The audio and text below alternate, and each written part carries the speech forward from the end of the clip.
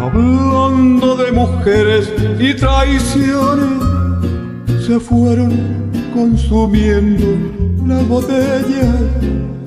Pidieron que cantara mis canciones y yo canté unas dos en contra de ella. De pronto que se acerca un caballero, su pelo ya pintaba algunas canas.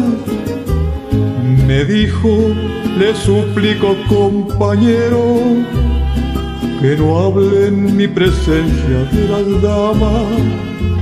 Le dije que nosotros simplemente hablamos de lo mal que nos pagaron, que si alguien opinaba diferente sería porque jamás lo traicionaron, que si alguien opinaba diferente sería porque jamás lo traicionaron.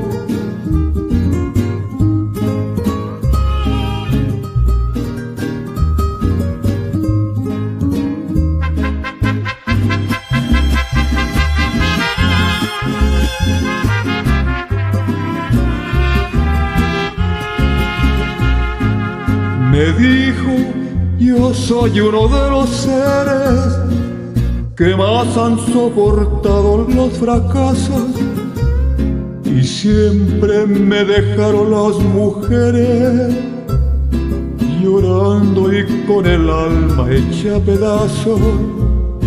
Mas nunca le reprocho mis heridas, se tiene que sufrir cuando se ama. Las horas más hermosas de mi vida las he pasado al lado de una dama.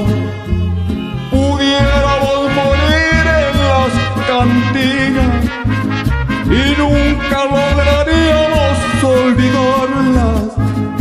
Mujeres, oh mujeres tan divinas, no queda otro camino que adorarlas. Mujeres, oh mujeres tan divinas, no queda otro camino que adorarlas.